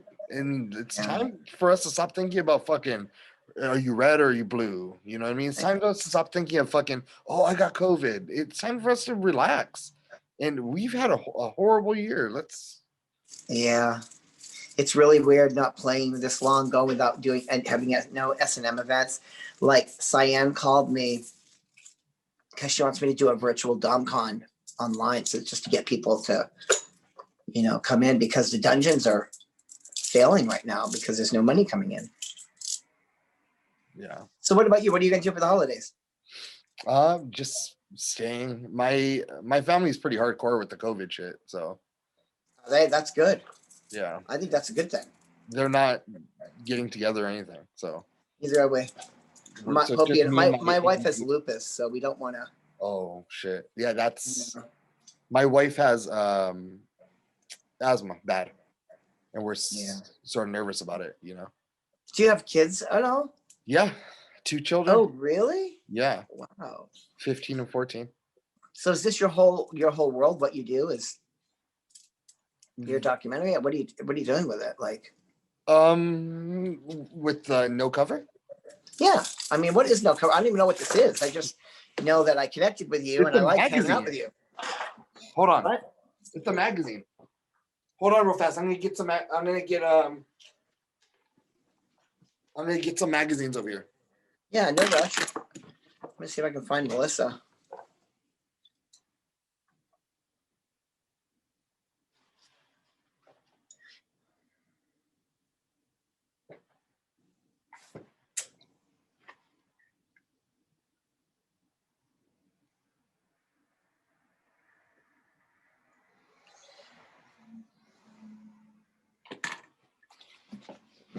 All right.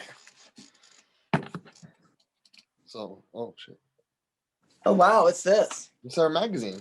It's no cover. Oh, very cool. Where does this go?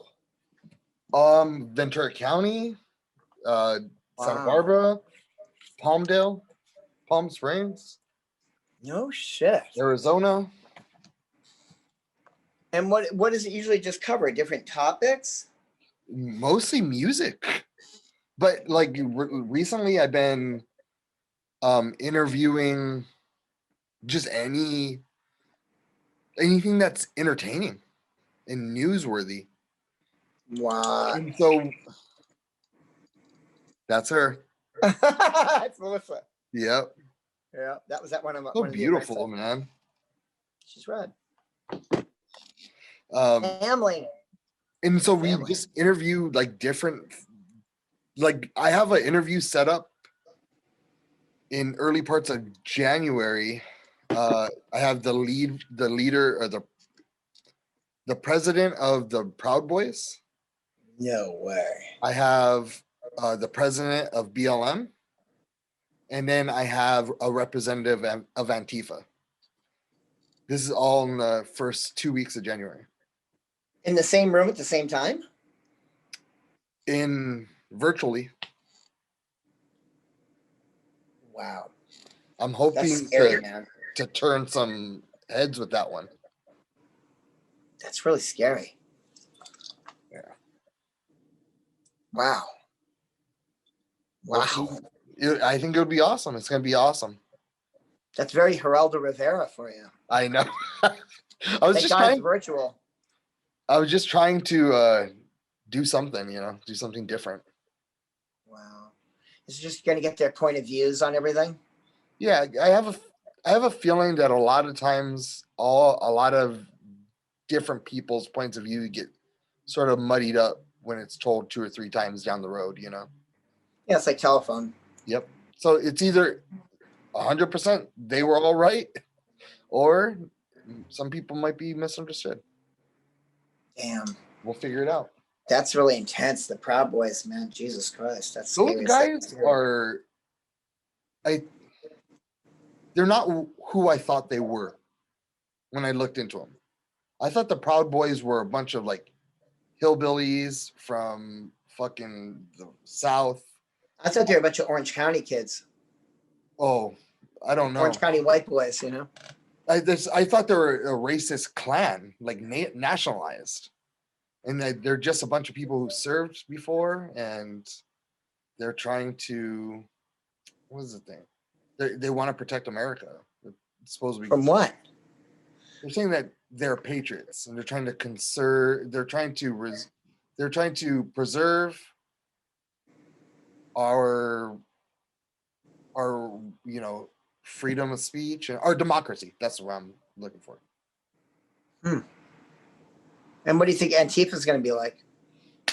That's the group I'm worried about the most. Really? Antifa? Yeah.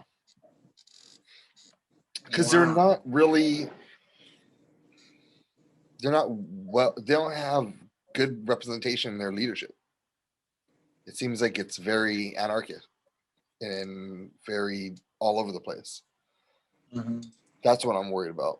I do think that the BLM, they're very organized. They have a point that they want to pull across, and they're going to go with it. Do you suspect that they'll get hot-headed with each other on this?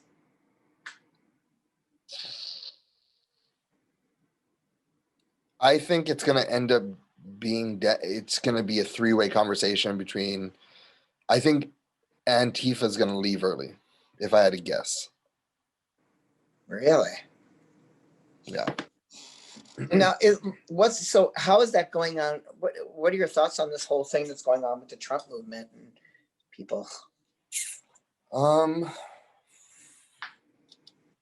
I think if they feel that there was voter fraud, let them go. Let them try. Listen, for 4 years, the other side thought there was voter fraud, and no one said don't investigate it. I mean, and if they did, they still went through with it. So if that's the case and they want to investigate it, they should. Yeah. I personally have seen video evidence of some weird shit happening. And so I would not be surprised if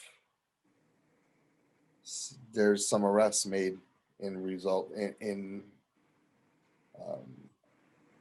correlation to that. Really? I would think so we're talking like between the Trump and the Biden world? I think that there's somebody I don't think it's the Biden or Trump world, but I think it's people who plan to benefit because of whoever's in office. And so they cheated on some counties, especially in Georgia. I mean, I saw 18,000 votes in 3 hours get put into a machine. Because what do you mean a machine? The State Farm, have you seen that footage? Mm-mm. There's in State Farm Arena, they have security cameras because it's, for insurance purposes. And the people who were working the election polls didn't know that there was cameras rolling, and they caught them. Over 18. Caught him doing what? You're saying they destroyed Trump's votes? No, they had 3 suitcases underneath the table. They pull out the lady says everyone needs to go. They're shutting down for the night, and they're correlating the time stamps and everything. So the lady asks all these people to leave, and it's 3 people in a room, and they get these suitcases from underneath the table. They go over to the voting machine, and they start putting them in. There's 3 different machines. At first, I thought this whole thing was just, it's one of those political ploys. But when I saw that, like, I haven't looked much into anything else, but seeing that, Wow. I don't know, man. It's very unlike anything I've ever seen in my life, and it should be interesting. That's crazy. And what about the whole QAnon thing? Talk about conspiracies. With this, or just conspiracies in general. Well, I mean, the QAnon conspiracy specifically. Yeah. What are your thoughts on it? I don't know. I mean, it's possible, but it's also very likely that someone from 8chan is trolling people. From H what? From 8chan.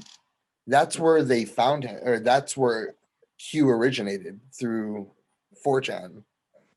4chan. I don't know what that means. So it's like a peer-to-peer, like social media. Like it's sort of like Reddit. And it's a website called 4chan. And that's where the Q started. That's where it started at first. They just would sprinkle all these, he would just write there and say, I'm from the government and this is what's happening. And so he just letting it drop like that.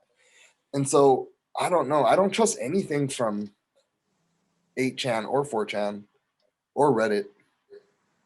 I just don't trust it.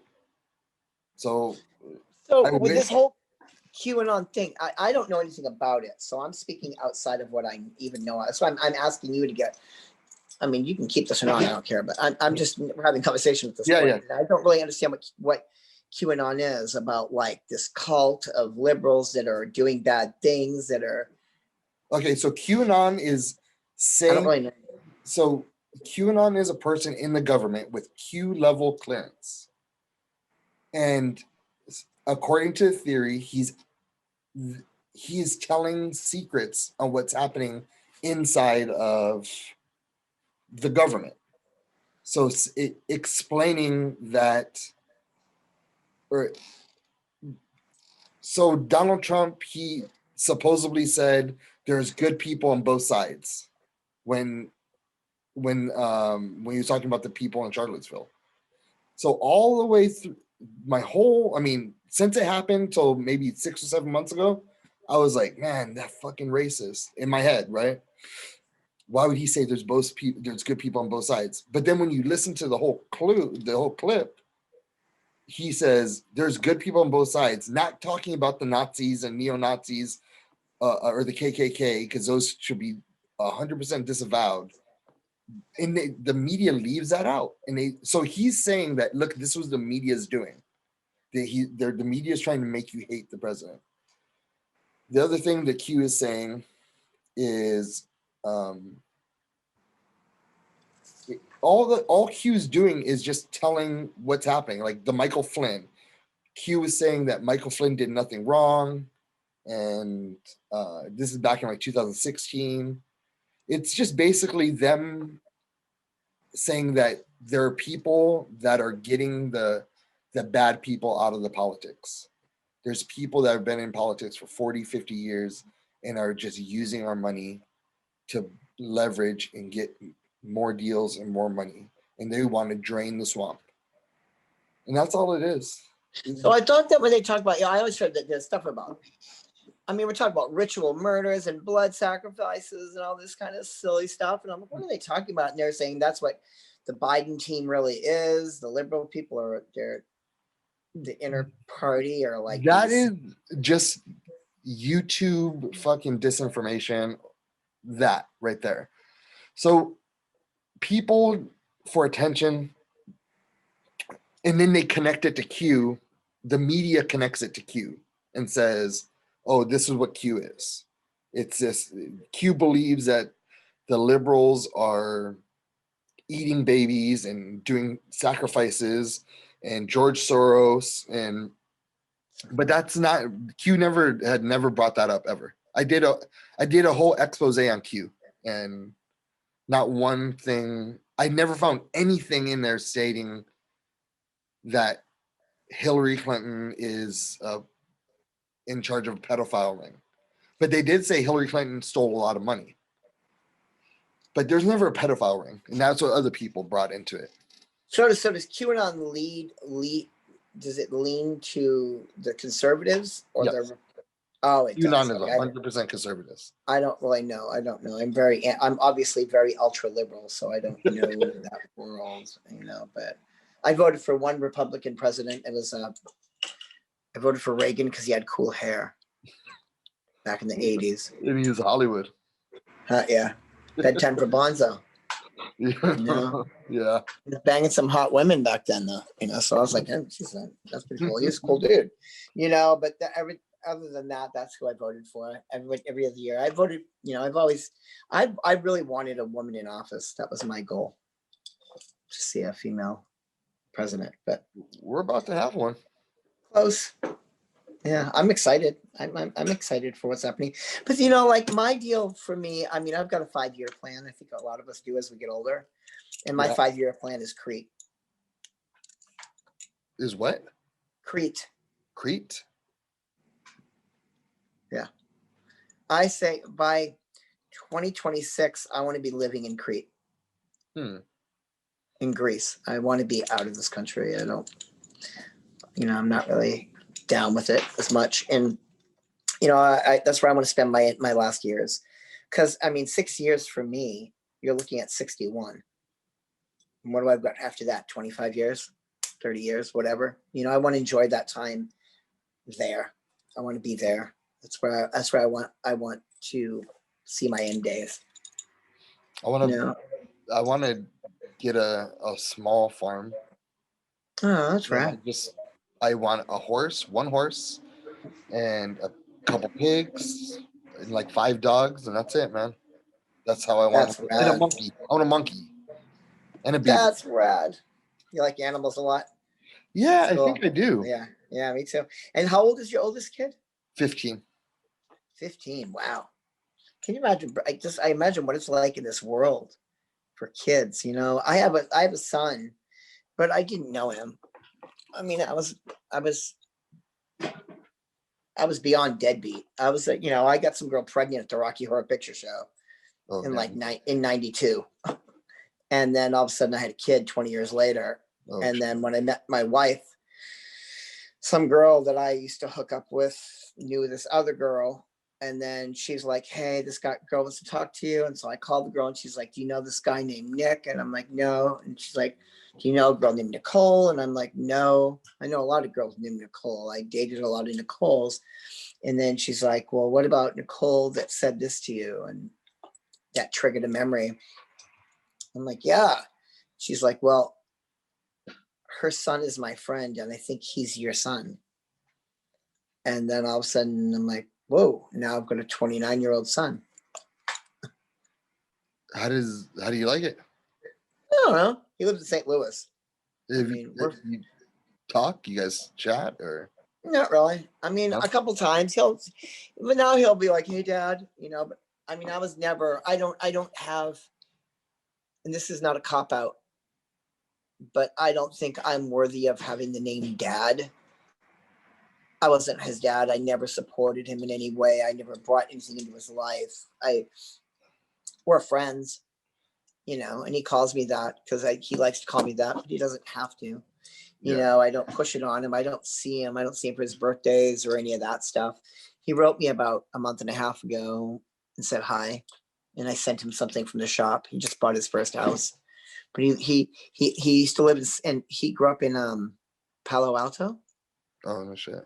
And then he left there and get out from under his grandmother, who basically raised him because my ex was kind of as chaotic as I was.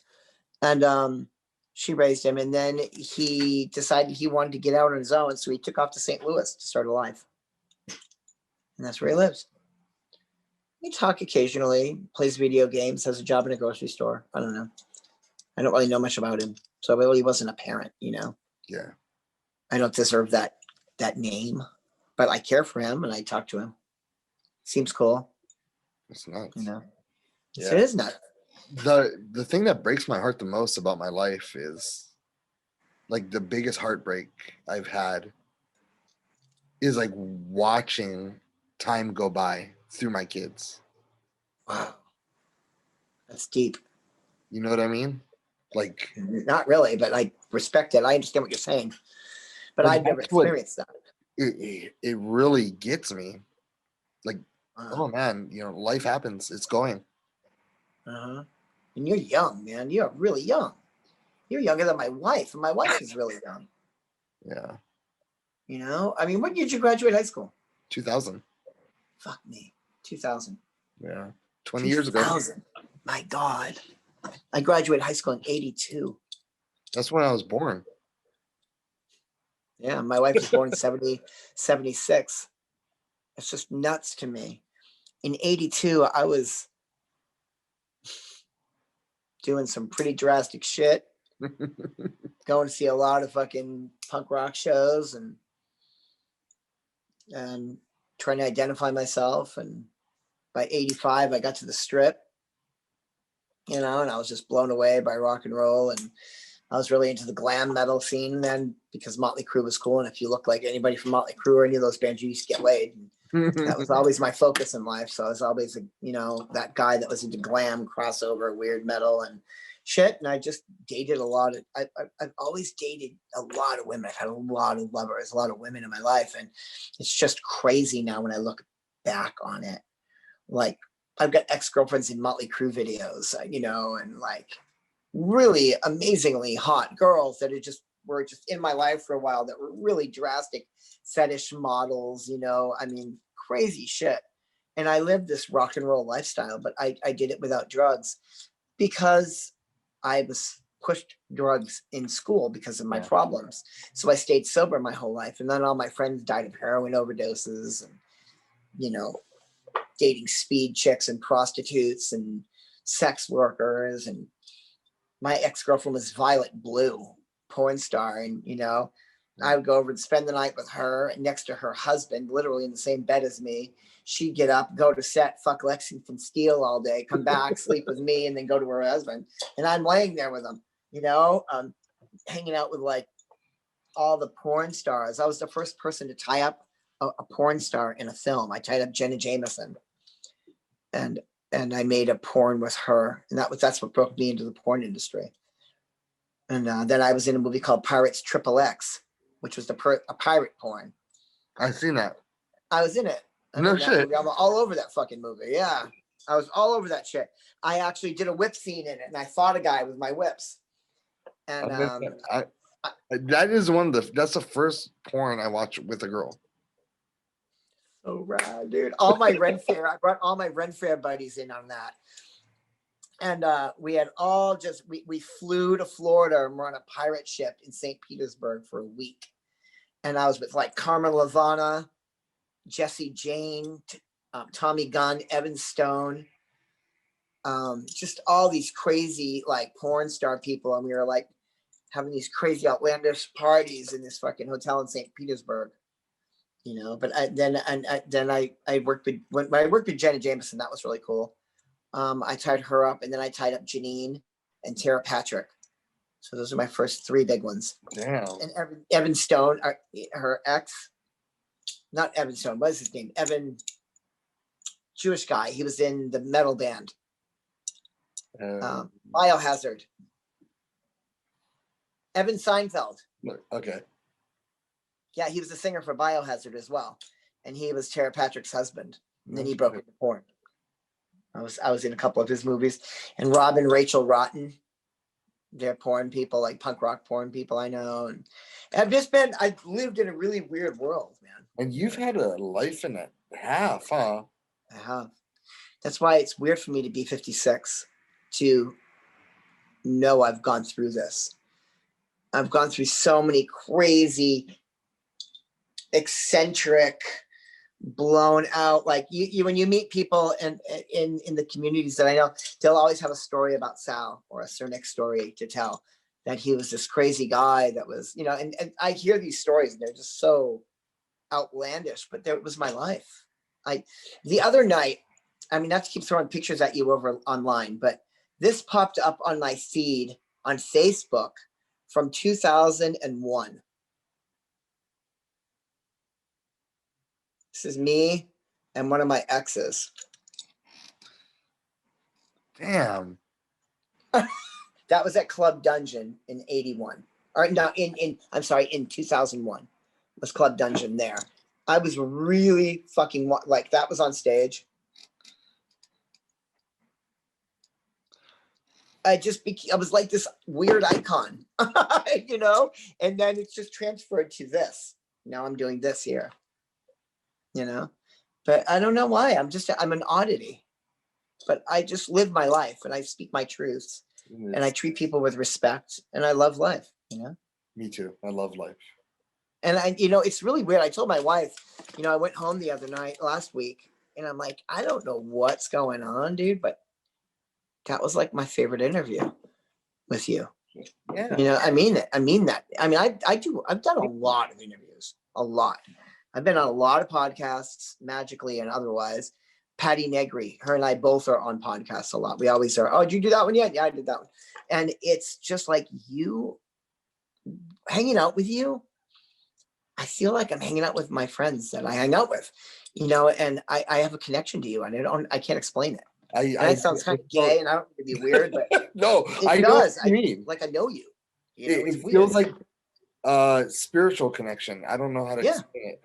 Yeah. What's your wife? Ask Patty about us. Have you asked Patty about us? No. No, ask her. I was just on her show. Look I just put her in the magazine. No, right on. That's rad. Patty's rad. And like when I was on George Norrie, he's like, I know Patty. He was cool. He is. George Norrie's a cool guy. He was a really nice guy. And he interviewed me and I was scared to death. It was the only time I've ever been scared in an interview. And he's like, this is Sal, a witch from Los Angeles and a really nice guy. So he told me. He was just super funny to hang out with, but he's like, I know Patty Negri too. It's just that whole conspiracy crossover world, Did you get into the Cloak and Dagger thing at all? With Patty? The whole club in Hollywood? No. My friends own that. And that was a big deal. And then Patty's part of that whole Father Sebastian vampire community. Yeah. And I know him as well from the crossover. We have his books here. Yeah, he was on our show. He's a tripper. Yeah, he is. He did the interview with the mask on. So it's so hard to fucking hear him and our thing. So really? Yeah, when we interviewed him. And I was so distracted too. I was like, fuck. So was it like live? Oh, he was in the room with you just interviewing? Yeah. Oh. He's like really COVID cautious. Yeah. What are your thoughts on it? On COVID? Yeah. Are you going to get the shot? I don't want to get the shot. No. I don't either. Well, I'm anti-doctor. I'm scared to death of doctors, because of my youth. But my wife's like, you've got to if you want to get out of the country and go to Europe. Yeah. That's sort of fucked up too. Yeah. But I don't like that stuff. I don't like needles. I don't like doctors. I haven't been to a doctor since the 70s. Since that time, I got fucked up by them. Yeah, I'm with you, man. It's have you read that book, How Big Oil, or it's a documentary, How Big Oil Conquered the World? Mm-mm. If you have some time, you should look that up.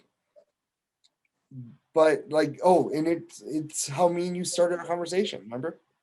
About how holistic medicine was the only medicine until homeopathic and all that. Yeah.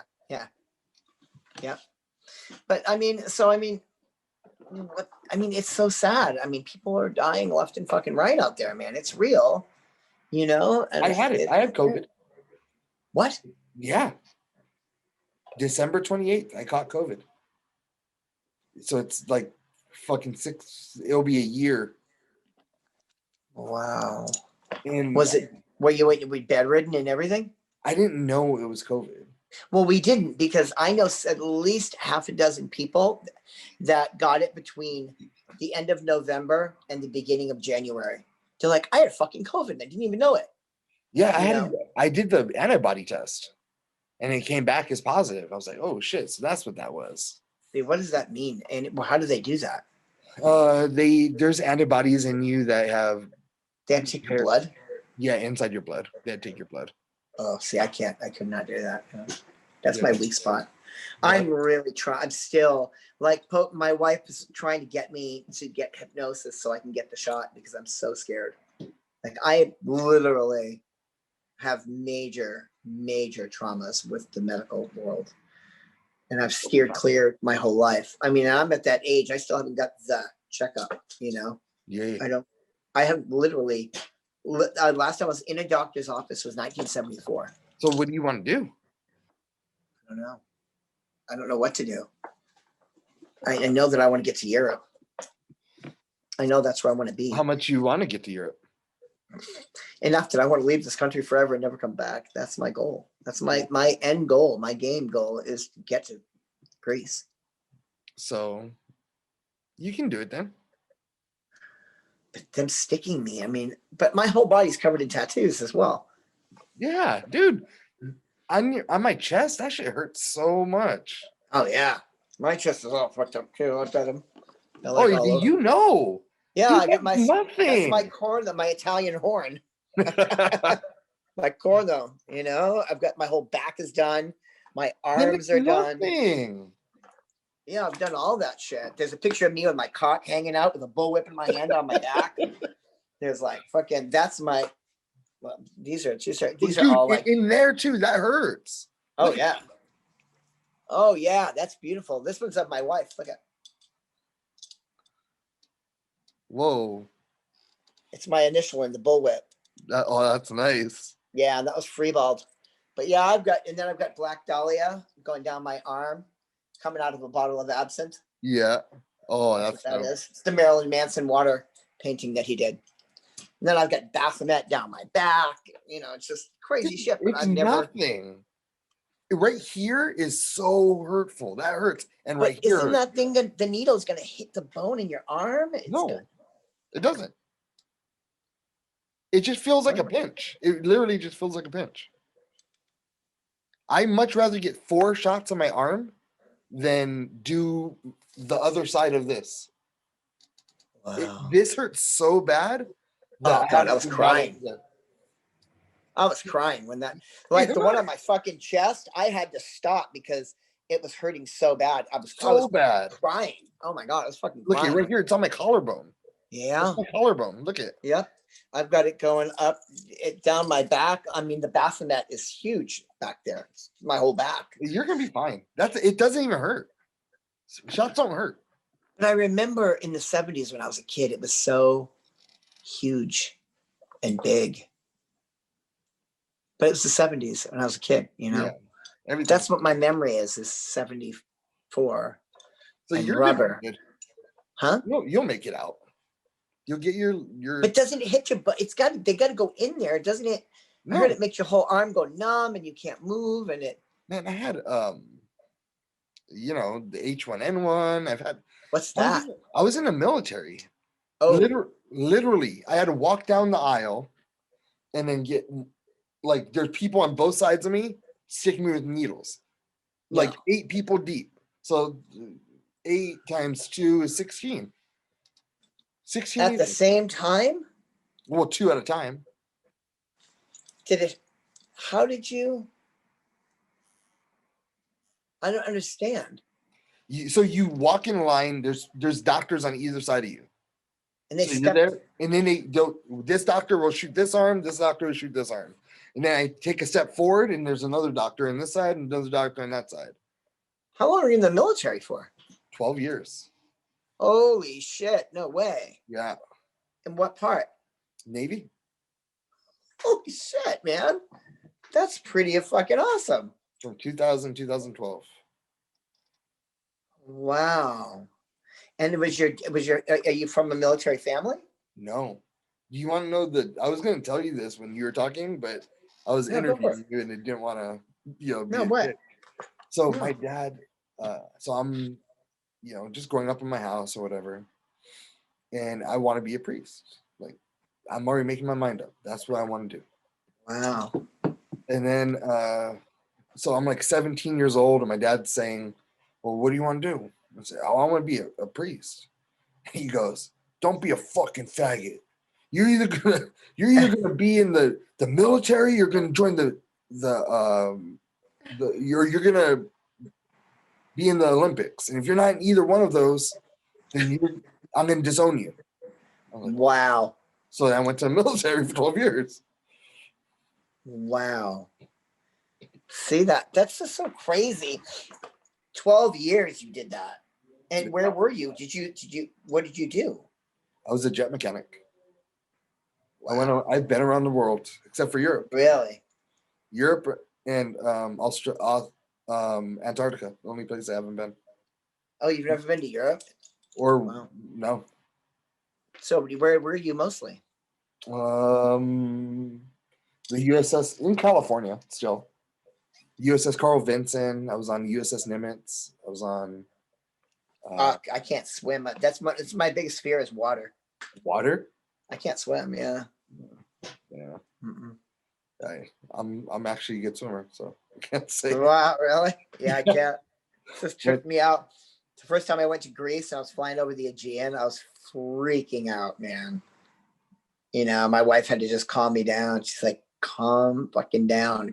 Like, I can't deal. I've never even been to the beach in California yet. What? Just put your foot in the water. I've never been. I stayed away from it all these years. I just don't go there. And then it's fun. It's so weird. It's so scared of water. It's different about your soul when you're there at the beach. Really? I find that in the woods.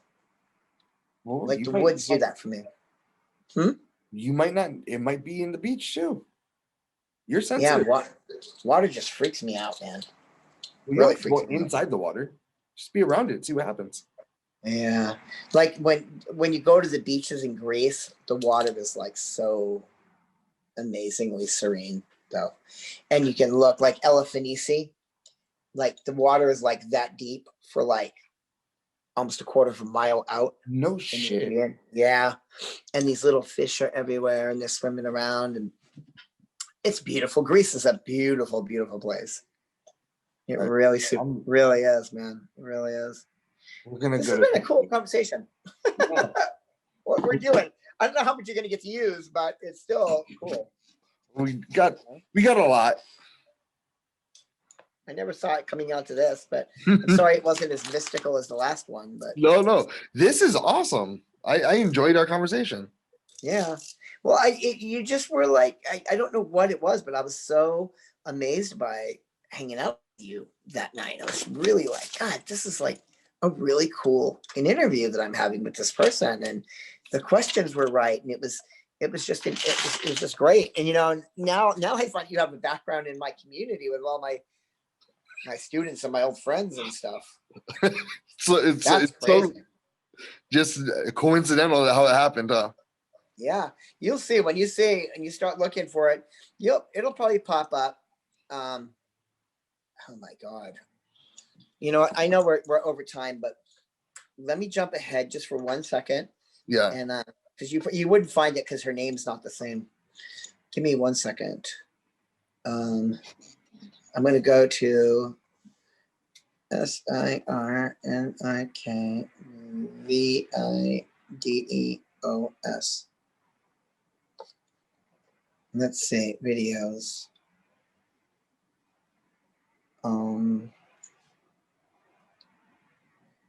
Nick BDSM videos. Holy shit. Here we go. Professional TV shows. It's just crazy, crazy, crazy. Professional dominant sex worker, Cernick. I want to find that one just to send it to you to get so you can see it. All right, let me go here. I'm not trying to waste your time. No, that's fine. I just think it would be funny if you saw the cover.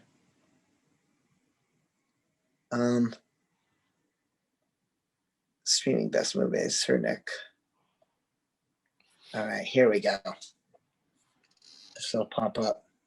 She's like right. It's just the cover.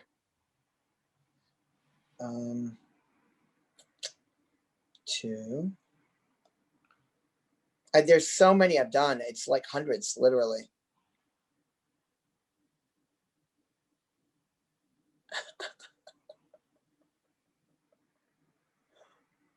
But that's just so neat that how did you first find Melissa?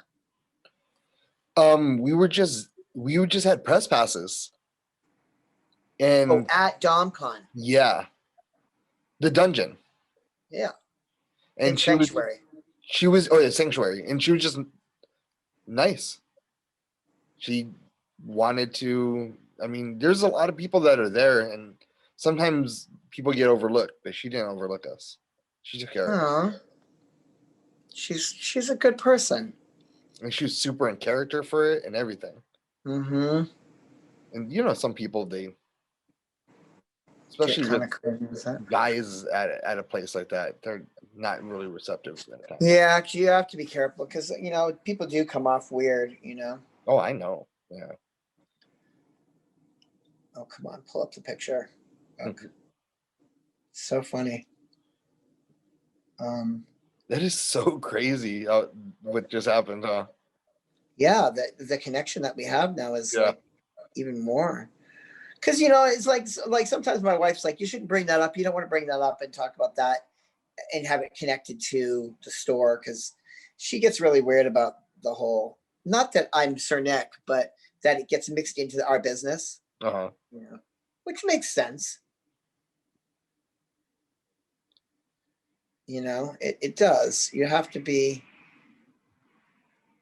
All right. I guess I'm not going to find it, but if I find it, I'll send you the link. Did you ever text me?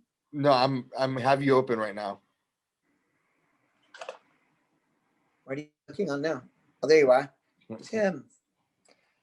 I don't know, man. I think it's just really cool. I wish we could do.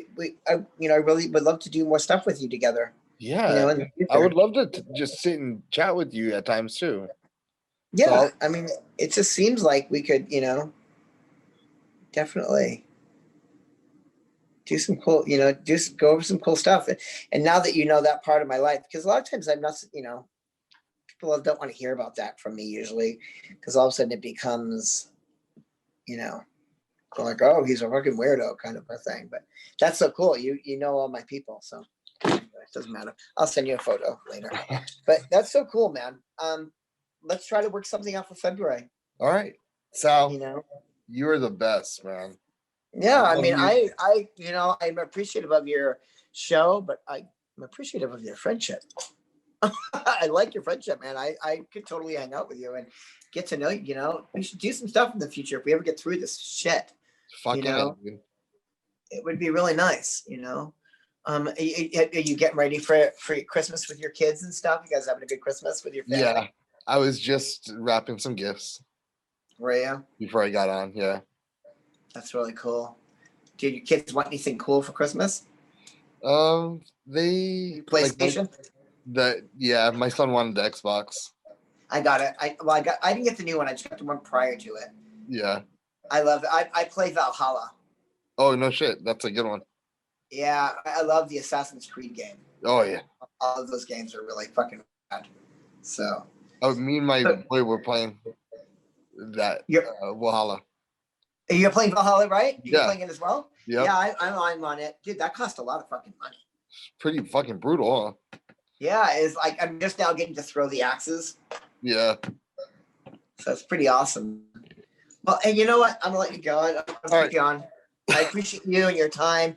Thank you for letting me be on your show again. I hope No you problem. can disseminate and get some cool stuff out of me just talking about life. But It was awesome.